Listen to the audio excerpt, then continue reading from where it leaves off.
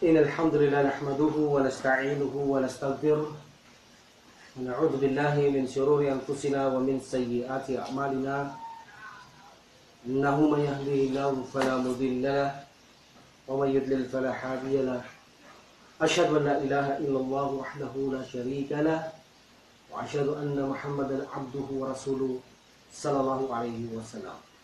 Assalamualaikum warahmatullahi ta'ala wabarakatuh. Nadadako tayo sa babul hati alal kusyu'i fi salah. Ang humility sa ating salah o kusyu sa ating salah. Hadith 169.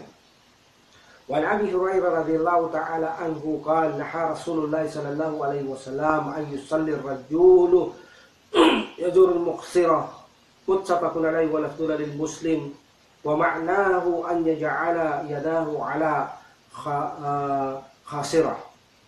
وفي البخاري عن عائشة رضي الله تعالى عنها أن ذلك فعل اليهود في صلاتهم.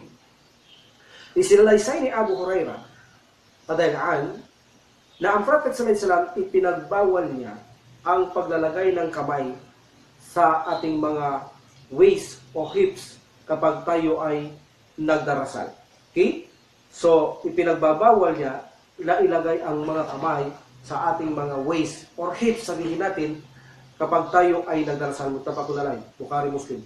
At ang wording na ito ay is the Muslim and its meaning is to put one hands in waist. Okay?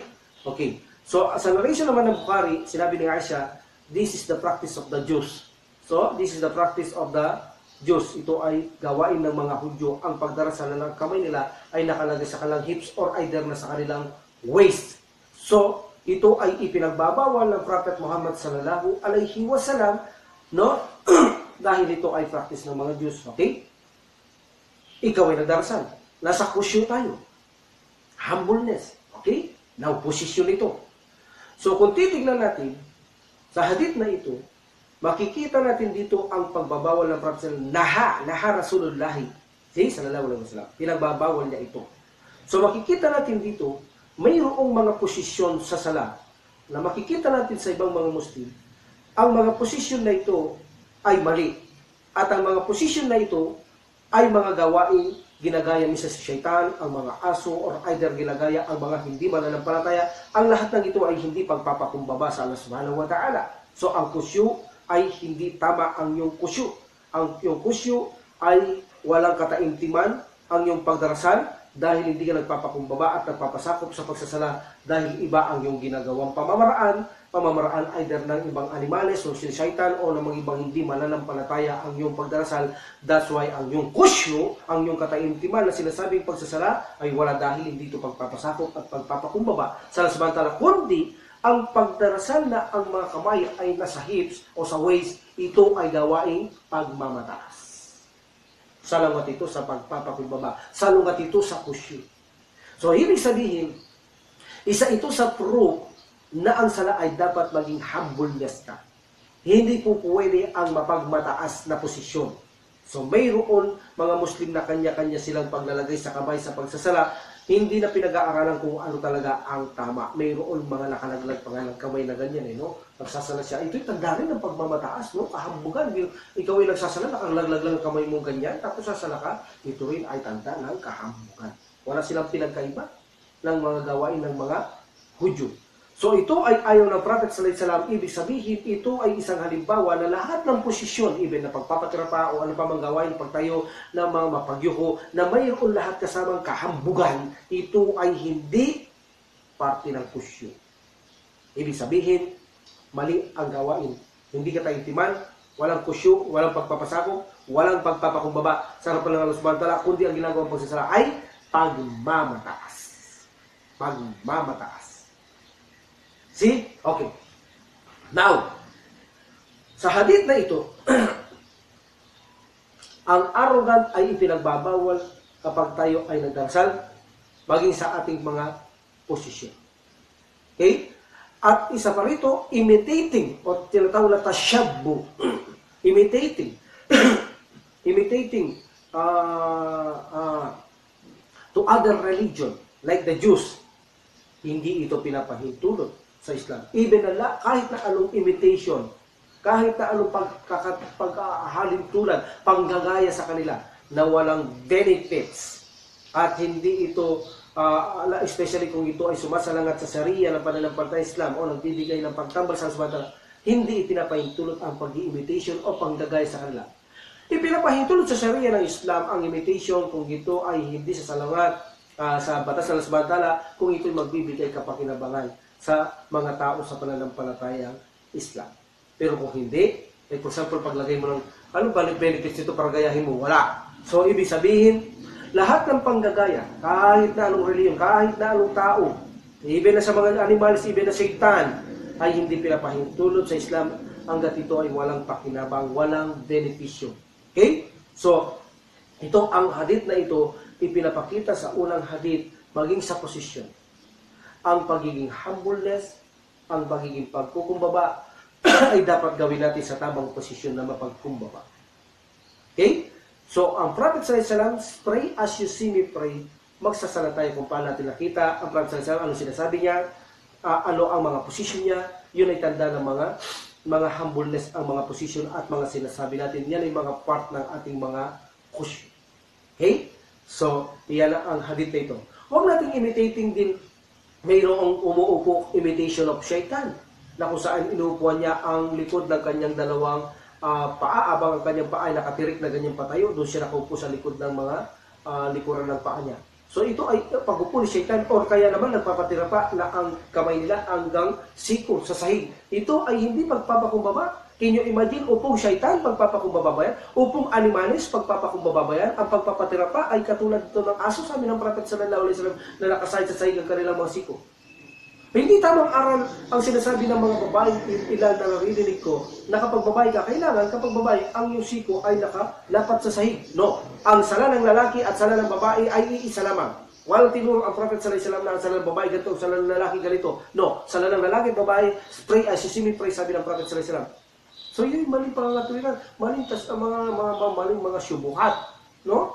Okay. So, ibig sabihin, sa pagkilos natin, sa mga action natin sa sala, mayroon tayong pattern natin ng Prophet sallallahu alaihi wasallam para maiwasan natin ang panggagay kay shaitan, panggagay sa mga hindi manampalataya, panggagay sa mga animales, upang maiwasan natin ang hindi gawaing pagpapakumbaba o kusyo sa harapan ng Allah Subhanahu wa Ta'ala abang tayo ay nagsasala. Yan ang hadith 169. Dako tayo sa hadith 170. Marami tayong matututunan dito, insyaAllah. Hadith 170, wala Abi Dar radiyallahu ta'ala anhu qal,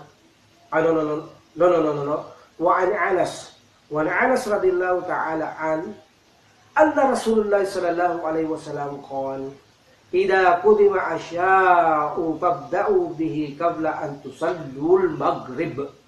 Muttafaqun alayh. So isinalaysay dito ni Anas radiyallahu anhu na sinabi ng Prophet sallallahu alaihi wasallam kapag ang hapunan ay nakaahon na, inilagay na, ready na, no? At ang ikama o prayer ay ready na rin, ibig sabihin in-announce na, no?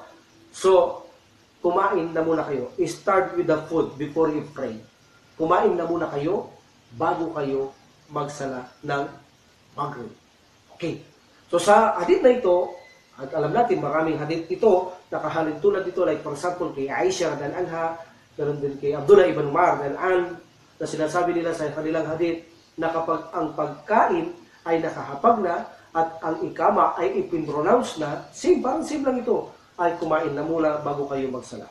See, mga authentic ang mga hadith na ito, Bukhari at Muslim.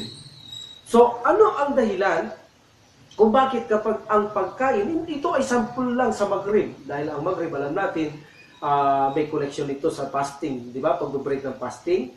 So, kaya ang Maghrib ang siyang ginamit ng Prophet sallallahu alaihi wasallam, pero apply ito sa lahat ng mga oras ng sala, 5 sala. Apply ito, either na ito ay Duhur, either na ito ay Fajr, either na ito ay Isha, or Maghrib, or Asar. Apply ang mga ito, no? So, dito ginamit ng Prophet sallallahu alaihi wasallam ang Maghrib sapagkat ito ay mas mainam ito na may connection ito sa pagpuputol ng pag-aayuno. Okay? Okay. Now, ang sabi ng Prophet sallallahu alaihi wasallam, kapag ang pagkain ay nakaapag na, nakaprepare na.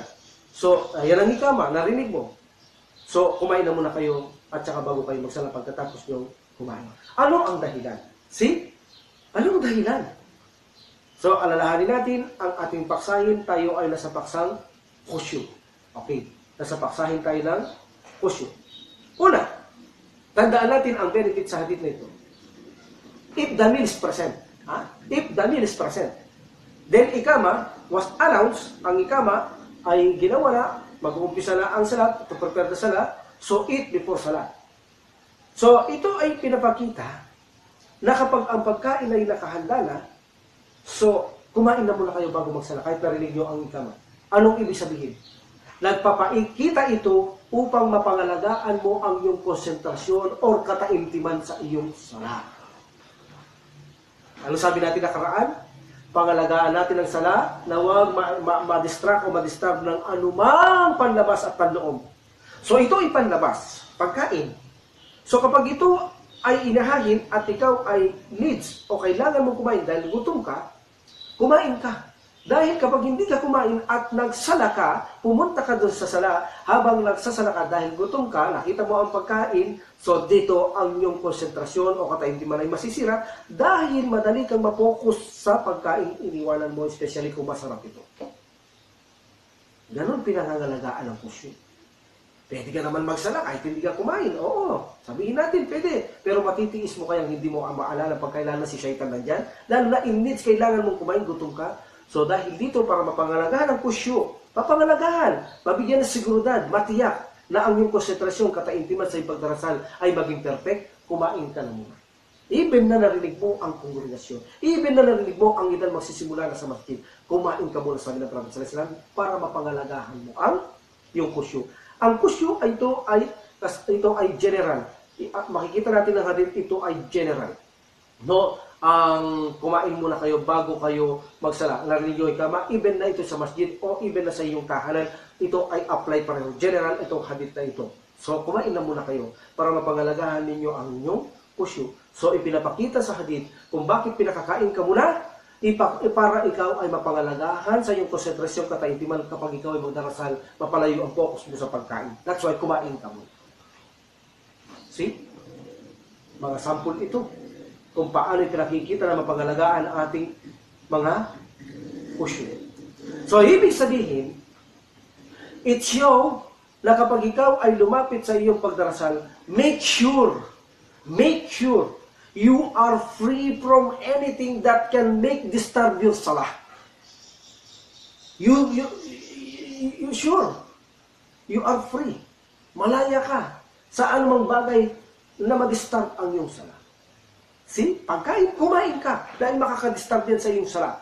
So, ibig sabihin, kapag ikaw ay lalapit sa iyong sala, make sure na malaya ka. Make sure sa iyong sarili, malaya ka na anumang mayroong maaaring magbigay ng disturb o distract sa iyong sala. Pagkain, maaaring magbigay, kumain ka muna, sabi ng Propeta Muhammad sallallahu alaihi wasallam, upang mapangalagaan mo ang iyong khusyu, ang iyong konsentrasyon, upang sa ganot, ma-attain mo, makamit mo ang tranquility ng sala, ang kapanatagan, ang katiwasayan, ang kataintiman sa iyong pagdarasal. Upang sa ganun ay maipakita mo ang ganap na pagpasunod at pagpapakumbaba, pagpapasakop sa Allah subhanahu wa ta'ala sa harapan niya. Nang sa ganun ay makamit mo ang perpektong sala, makamit mo ang perpektong reward. Alhamdulillah. Ganun kahalaga ang khusyu. Sa hadith na ito, sinasabi kapag ang pagkain ay nakaharap and then the ikama was pronounced. But kung ang pagkain is not present, no? According to the majority scholar, hindi ipinapahintulot sa iyo na ikaw ay kumain kung ang pagkain ay hindi present. Dapat kang magsagawa ng pagdarasal kahit na ikaw ay nagugutom pang sabihin natin. See?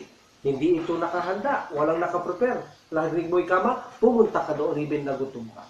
Okay? Even na gutom ka, ayon sa ating mga scholar, ikaw ay kinakailangan magsagawa ng sala. Okay? Okay. Now, So, you can delay sala. Even best time, alam natin ang best time ng Maghrib. Pagkalubong ng araw, pagkabang, pagkaadan, ikama, at matapos ang sala, maliwanag pa yung ipapana mo ang isang araw na kung saan dadapok at malay makikita mo na anilang mo, that's the best time of Maghrib. Time sala.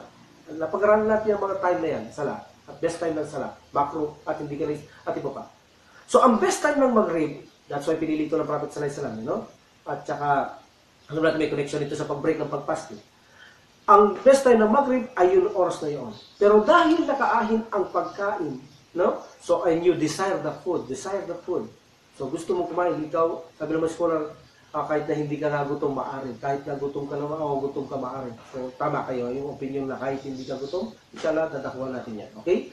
So, kung ikaw ay desire mo ang food at nakaahin ang pagkain, even na best time ng Maghrib ang oras na yon, so ikaw muna ay kumain. Sapagkat makakadisturb sa iyong sala kapag ikaw ay nagsala. Dahil sa pagkain nakain. At sinasabi ng iba, ang gawain salang ganito ay makruh. Hindi ka nais ang sala to. Cause, madidisturb ang iyong sala. Ang iyong pusyo, ang kakaintiman, concentration, ito'y masisira, hindi mo makukuha ang tamang tranquility o katiwasayan kapag natagal ng sala, mawawala ang tamang pagpapasakop at pagpapakumbaba sa Allah subhanahu wa ta'ala, magdidiminis ang iyong reward. Okay? So, paano kung ang time ay mag-elapse? Ibig sabihin, nakaahin, ngunit maaari matapos na ang oras ng Maghrib. So, the other scholars, sabi nila, said, magsagawa ang sala kung ang oras ng Maghrib ay nakahain ng pagkain, then alam mo ang oras ng sala ay matatapos. Ay, siyempre, sabihin natin ganito ang sitwasyon. Dumating ka sa iyong tahanan. Okay. Now, pagdating mo sa iyong tahanan, iniahin ang pagkain at nakita mo ang oras, kapag kumain ka, lalampas ang Maghrib. So sabi ng mga eskola, magsagawa ka na muna ng sala, even na ang pagkain ay nakaahin at ito ang pinaka-closer na opinion kaysa sa sinasabing opinion na kung saan even na ang oras ay mag-elapse o matapos o mag-end, kumain ka muna dahil ang hadith, malinaw na kapag ang pagkain ay nakaahin, kumain ka muna bago magsala. Pero ang closer opinion ay hindi dapat ang sala pinalalampas ng walang sapat na kadahilanan. Ito ay hindi pa talaga ito totally na dahilan upang palampasin natin ang oras ng sala. No? Pero sinasabi ng iba, in case of needs, in case na mayroong mga ibang dahilan, ay maaari natin gawin na ipalampas ang sala at ipagdikit ang mga sala. Sabi nila, iba na tayo na sa tahanan, sa bahay. Like for example, sa panahon ng tag-init masyado, panahon ng taglamig, panahon ng taggutom, basta mayroong necessity na mga kadahilanan, ito'y maaari pagdikit kasi tahanan. So maaari din natin itong dikit dahil mayroong dahilan na pinapahitog tayo kumain ng Prophet sallallahu alaihi wasallam. So that's why sabi nila, kung lumampas ang oras, didikit natin sa isya, walang problema dahil unang-una mayroong ebidensya na kumain muna kayo bago kayo magsala. So sabi naman ng scholar, ito ang closer opinion, magsagawa na muna kayo ng sala bago kayo kumain, even na ang pagkain ay nakaharap. Ang Allah subhanahu wa ta'ala ang higit na maalam. Okay? Now, the question is, ito bang conditional na ito na ang person ay, ang tao ay nakaharap ang pagkain, kapag siya ay desire ang food, ay maaari siyang kumain at bago magsala. Paano kung hindi siya wala siyang balak kumain o hindi siya naglalasa, hindi siya gutom, ibig sabihin siya ay busog, no? So dahil dito, kung hindi niya desire ang pagkain, hindi maaaring ma-occupy sa pag-iisip ang kanyang puso, hindi maaaring in the heart na kung saan it not desire the fear in the heart na kung saan the fear in the heart occupy thinking about it not present. Ibig sabihin, kung hindi ka gutom at busog ka, kung saan hindi ito papasok sa iyong puso o isipan na isipin mo ang pagkain yaon kapag ikaw ay magsasala sapagkat busog ka, wala kang plano, wala kang balak kumain, so hindi maaari sirain ang pusyo mo na dahil dito. Hindi ka naman gutom eh. So ibig sabihin, hindi lahat na nakakain ng pagkain ay hindi ka naman kumakain, wala kang desire, tapos narinig mo nagsasala, ayaw mo, no. O kaya kung nagsasala, ayaw mo magsala, no. Kung may kumakain na iba, ikaw hindi mo kumain, hindi mo desire ito, no. Kapag hindi mo desire, ang pinangangalagaan sa atin, ay malinaw na pinakakain ka para hindi ka ma-distract sa iyong sala, ang concentration mo, katahimtiman mo ay hindi masisita ng pagkain. So kung ikaw ay busog, hindi mo kailangan yan, hindi yan kayang disturbin ang puso mo sa iyong pagsasala, ang pagkain na dahil hindi mo desire. So ikaw ay magsasala sa sitwasyong ito. Hindi katulad na sinasabi ng mga iba, kahit sabi nila, kahit na ikaw ay hindi mo desire o desire ng pagkain, kung ang pagkain nakaharap, gusto mo tikim-ikim, ganito, sabi lang, pwede mo gawin. So ito ay isang cheating, no? Para lamang hindi ka agad magsalaw makisama doon sa kongregasyon. So sabi nila, ang tamang opinion ay kapag hindi mo desire ang pagkain, so sa ganito, ikaw ay kailangan masala dahil mapapangalagaan mo sa ganitong sitwasyon ang iyong pusyo. Ito ang more stronger opinion kaysa sinasabi nilang even na hindi mo desire ang pagkain ay maaari mong i-delay ang sala. No? Okay. Also, kahit na-desire mo ang pagkain, gusto mong kumain, gusto mo ang pagkain. Pero ang pagkain, hindi mo kayang kainin. Like for example, haram. So, ibig mong sabihin, magdi-delay ka ng sala dahil nakaahin ng pagkain, hindi ka naman kumakain. No, magsala ka. Or either na ang pagkain ay hindi haram, ito ay halal at gusto mong kain, ngunit bawal sa iyo. Ay ba may sakit ka? Hindi yan allowed sa iyo. So, hindi mo rin kailangan makain. So, kailangan mo rin magsala kahit na gusto mo yun. Hindi ka naman kakain eh. Ang tinutukoy dito sa abit ay kung ang pagkain ay presentable at ikaw ay gusto mong kumain o desire mo ito, gusto mo ito, at ibig sabihin makakain mo ito, kumain ka na muna, sabi ng Prophet sallallahu alaihi wasallam. Hindi ka naman kakain, hindi ka magsasala, magdidelay ka ng sala. That is wrong. Ang pinangangalagahan sa abit ay malinaw na ang konsentrasyon o kataimtiman para hindi mawasak ng pagkain na sa iyong pagsasala. Ang kusyo mo ay tirain ng pagkain na yan.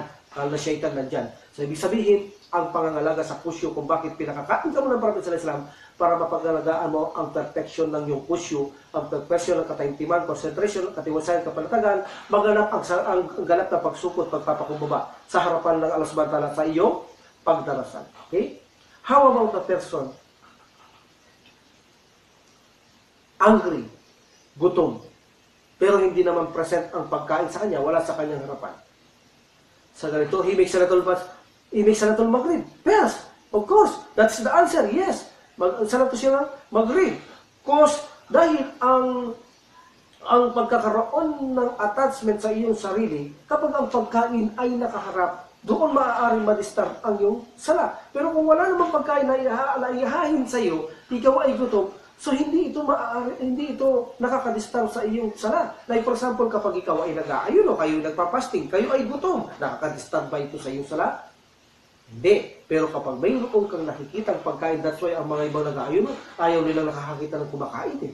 That's why kung makikita nyo sa ibang sigit na silangan, mayroong libreng kumain yan. Alam natin ang mga hindi mananampalataya, pero ayaw nilang nakikita kumakain ito. Instead, nagtatago silang kumain dahil maaaring makadisturb ito kapag sila ibang darasal dahil nakakita silang pagkain.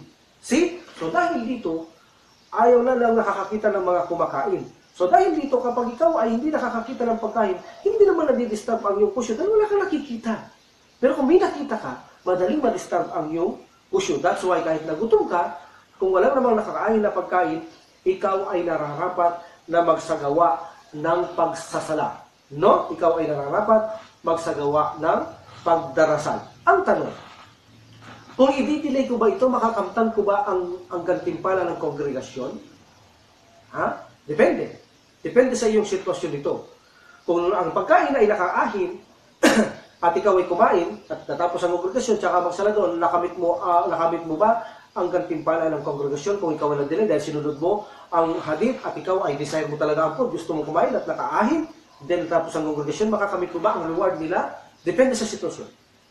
Kung ang habit mo ay ang nag-attend ka ng kongregasyon, habit mo ito. Yes, you got the reward ng congregation. Dahil mayroong hadith ang Prophet sallallahu alaihi wasallam, ang sino mang may sakit o manlalakbay ay itatala sa kanya, para sa kanya ang reward na katulad ng ginagawa niya nang siya ay nasa kanyang tahanan, hindi siya naglalakbay o nung siya ay malusog pa, wala siyang sakit. So, ibig sabihin, hindi siya nakakapunta ng masjid, naglakbay siya, pero ang kagawian niyang pumupunta ng masjid, nagkasakit niya, hindi siya nakapunta ng masjid, pero kagawin niyang pupunta ng masjid. So, dahil dito, ang reward niya ng pagsasara sa paglalakbay sa kanyang bahay ay katumbas pa rin ang reward ng kongregasyon dahil habit niya ito. Okay? Pero kung ang tao ay hindi niya habit ito, ang habit niya lamang ay mag-ahin ng pagkain before Maghrib pero hindi siya nagkokongregasyon talaga, hindi niya makakamit ang gantimpala ng kongregasyon dahil hindi niya naman habit ang pagpunta ng kongregasyon. Okay? So that's clear. Okay. The hadith, some scholars said, kapag kakain kayo, no? Especially lalo na kung matatapos ang oras ng Maghrib, sapat lang. Hindi nyo kailangan magpakabusog, lang. So dapat sapat lang para makasama kayo ng kongregasyon o makapangasala kayo sa loob ng Maghrib. Hindi yung ubusin yung pagkain, ubusin nyo, tapusin nyo rin ang oras ng Maghrib. I think this is not correct opinion, inshallah. Paano mo sabihin sa isang kumakain, desire niya ang food, gusto niya kumain, sabihin natin na huwag ka na magpakasatisfy, sapat lang kumain ka. May hadith naman ng Prophet sallallahu alaihi wasallam, ang pagkain sa isang Muslim ay kasampatan lamang, ibig sabihin niyo magbigay lamang ng lakas sa kanya. Okay? Kung gusto niyo kumain, magpakabusog, dapat gawin niyo 1/3 ang pagkain, ang inumin at hangin. So sabi nila, hindi mo na kailangan magpakabusog at magpakasatisfy sa pagkain. Pero I think this is wrong. But ang sinabi ng Prophet sallallahu alaihi wasallam, that is correct. Pariliwanag ko yan. So bakit? This is wrong, I think, inshallah. Allahu alam. Sabihin natin 1, 2, 3, 4, 5, 6, 7, 8, 9, 10 bites ng isang kumain. Okay, hindi siya satisfied. Nang magsasagawa siya ng sala, can you imagine, magsasagawa ka ng sala, hindi ka satisfied? Hindi kaya lalo kang maging eagerness sa pagkain? Hindi kaya lalong tumaas ang pagnanasa mo doon sa pagkain? Abay, lalong lalakas ang pagkasira ng kusyo dito. See? Lalong magiging malakas ang pagkasira ng puso dahil lalo kang naging eagerness doon sa pagkain na atat sa iyong puso, kung saan ang pagkain ay laging intensify na kung saan lumakas lalo ang pagnanasa mo, nabitin ka eh. So ibig sabihin, dahil ang sinasabi ko, that is correct opinion inshallah. Dahil lalo itong masisira ang kusyo dahil sa natikman ko na ito, ang sarap noon, bitin na bitin, hindi satisfied. So sabi ng mga eskolar, kumain ka until na ikaw ay maging satisfied. Nang sa ganun ay mapangalagaan mo ang iyong kusyo. Sa sinabi ng Prophet sallallahu alaihi wasallam sa hadith na sinabi natin 1/3 sa hangin sa pagkain sa inom kung gusto niyo magkapuso, that is right. Bagamat ikaw ay nagpakasatisfied, pero alam natin, higit na mainam na ay feel natin na ang ating mga stomach na kung saan yung kasampatan lamang sapagkat hindi praiseworthy ang masyadong nagpapakabusog sa ating pagkain, kundi sufficient ay sapat na ito sa atin. Okay? Pero kung ang inaakala natin hindi tayo satisfy at na hindi mapangalagaan ng kusyo, okay, magpakasatisfy ka. Dahil ginagawa din ng mga sahaba, paminsan-minsan na sila ay nagpapakasatisfy sa kanilang pagkapagkain, nagpapakabusog din. Pero tandaan natin, hindi praiseworthy ang pagkain palagi ng nagpapakabusog. No? Okay. Now, tandaan din natin, ang pagkain na sobra-sobra ay lason sa ating katawan, sa ating puso, sa ating isipan. No, nagiging tamad tayo, nagiging mainitin ang ulo, na humihina ang sabar. Yan ay mga epekto na sinasabi ng Prophet sallallahu alaihi wasallam sa ating katawan kapag tayo palaging busog, mahina ang sabar, mainitin ang ulo, mahina ang memorya natin, nagiging tamad tayo, nagiging antukin tayo, nalalason ang ating puso. So, maraming hindi maganda sa katawan ang sobrang pagpapakabusog. Okay? So ito ay authentic galing sa Prophet sallallahu alaihi wasallam. Pero ang pinag-iusapan natin ay yung pagkain na sarapan na iiwanan mo ba ito na hindi ka satisfied, magsasala? No. General ang Prophet sallallahu alaihi wasallam, general ang pagkain na yon. Ito ay nakabase lamang ang hadith sa pagsasala. Pagsasala. Okay, sabihin natin, walang sala, kakain ako. Okay lang magpakasatisfy ako. Wala akong kusyong gagawin eh. Wala naman akong salang gagawin. Okay lang sa akin na mag-satisfy ako. Pero ang usapan kung paano magsasala ka.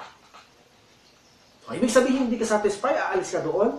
So, lalo kang magiging eagerness doon sa pagkain, lalakas ang intensify ng pagnalasa mo doon sa pagkain, lalo masisira ang kusyo mo. So, ibig sabihin dito, sabi ng mga scholar, so ikaw ay maaring magpakabusog hanggang ikaw ay hindi satisfy, magpakasatisfy ka para mapangalagaan mo ang kusyo sa iyong pagdarasal. Pero pakatandaan natin, ang palagi ang pagkain ibig na hindi pagdarasal ay palaging pagpapakabusog. Ito ay hindi maganda sa ating katawan. Tandaan natin, ang sabi ng Prophet Muhammad sallallahu alaihi wasallam, ang pagkain ay dapat ang Muslim ay mabigyan lamang siya ng strength o lakas, that is sufficient na sa kanya. Kung gusto niyo magpakabusog, gawin niyo 1/3 sa tubig, sa hininga at pagkain. Okay? So yun ang sabi ng Prophet Muhammad sallallahu alaihi wasallam. Pero at the time ng sala, kung naapag ang pagkain, okay, magpakasatisfy ka.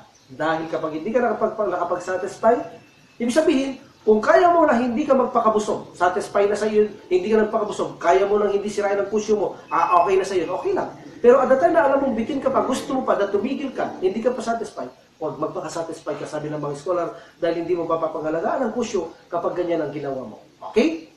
Okay. So tandaan natin, every matter can distract, can distort the heart and the sala, our concentration, our kataimtiman sa ating pagdarasal para magampanan natin ang katiwasayan kapanatagan ng ating puso upang maipakita ang ganap na pagpapasakop, pagpapakumbaba bilang takot sa Allah subhanahu wa ta'ala. Iwasan natin ang anumang lahat ng bagay na maaaring sirain ang ating mga puso, especially ang maraming gawain na makamundong bagay. Ilan na ang ginawa ng hadith na napakita natin? 2 hadith. Sa posisyon, hindi mo kailangan ang posisyong pagmamataas dahil hindi yan part ng kusyo. Ang kusyo ay yaong pagpapakumbaba generally. Kailangan pati posisyon, pagsasalita, ay buong pagpapakumbaba at buong pagpapasakop sa Allah subhanahu wa ta'ala. Panlabas. Panlabas, mga magagawain, maaaring halal. Kumain ka muna, dahil ito'y maaaring makadistract sa iyong kusyo dahil desire mo ang food, gusto mong kumain, nakaapag, kumain ka na muna. Kumain ka na muna dahil magbibigay ito ng distract o disturb sa iyong pagsasala. Kapag nagdasala ka, sisirain niya ang iyong kusyo. So, nagpapakita sa mga hadith, sa panlabas, maging sa panloob, mga udyok ni Shaitan o mga naalala makamundong gawain, ay huwag nating sirahin ang ating kusyo sapagkat nakasalalay dito ang ating reward sa kataimtiman ng ating pagdarasal sa harapan ng Allah subhanahu wa ta'ala. Huwag nating sirain ang ating kusyo sa anumang maaaring magapagbigay ng distract sa ating sala of disturb. Gawin na muna natin ito kung ito ay kailangan gawin. Like for example, dumarating ang iyong kalikasan, pipilitin mo magsala, wag, ipalabas mo na muna ang kalikasan yan dahil sisirain ang kusyo mo habang ikaw ay nagsasala.